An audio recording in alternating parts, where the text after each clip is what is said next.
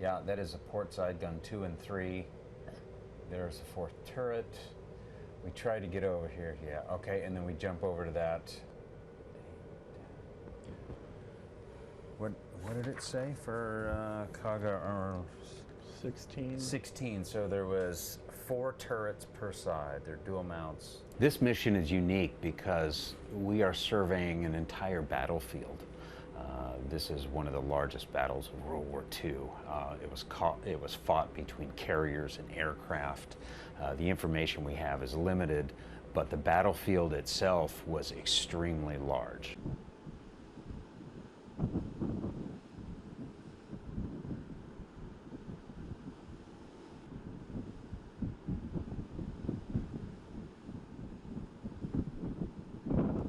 You know, again, everything that we have shows that Akagi's profile was very clean. And Kaga had these little appurtenances coming off for these supports. They're not going to have the same amount of deck space, so there would be differences. You know, a lot of people seem to think that Akagi and Kaga were sister ships, and they were not. So there are very distinct differences, as you've been pointing out. So it's, you know, it's an education. It is, you know, we provide all of this information to Naval History and Heritage Command, the archaeologists, the historians, and they go through this data and they reenact and you know, they kind of re-navigate and take a better look, and you know, the academics have a better understanding of what's actually there. And then comment about how deeply the bow was buried. Yeah, I mean, there can't be but a couple of meters there.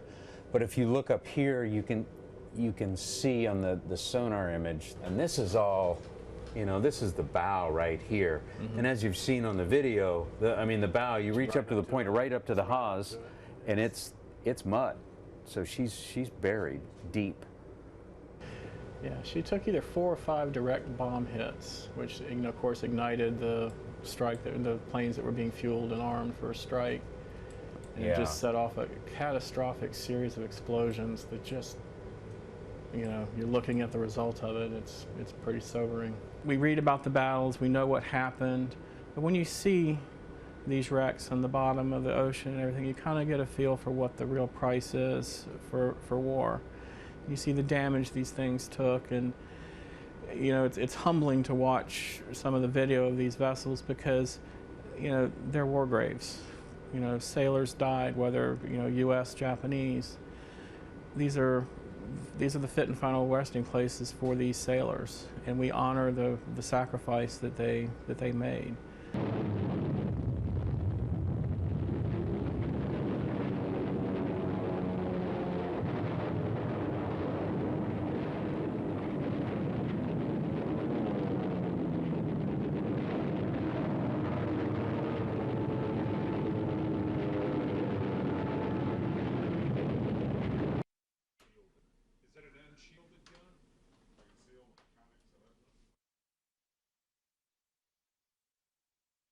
We keep the locations confidential because they are war graves, and we want to make sure that they are protected and they receive the dignity they deserve.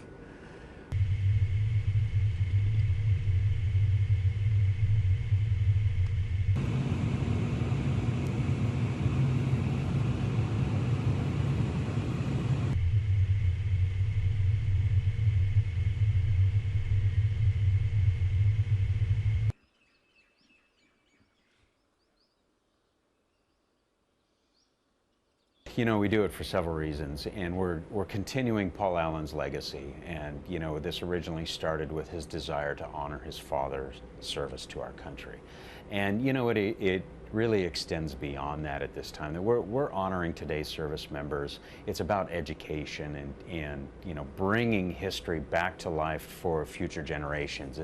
It's good for them to study the history, and you know, again, it's out of respect and honoring our service members.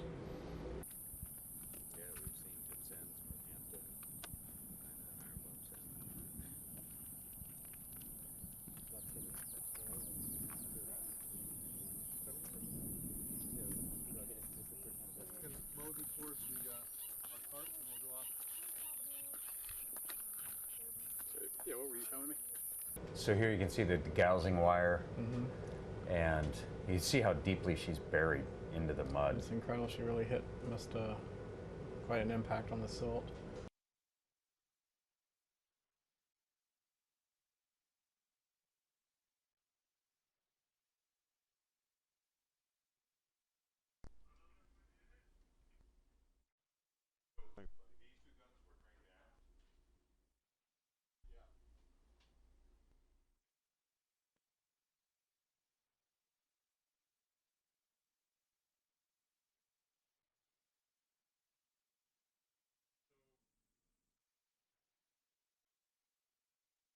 This drawing here shows this same feature on the port side forward.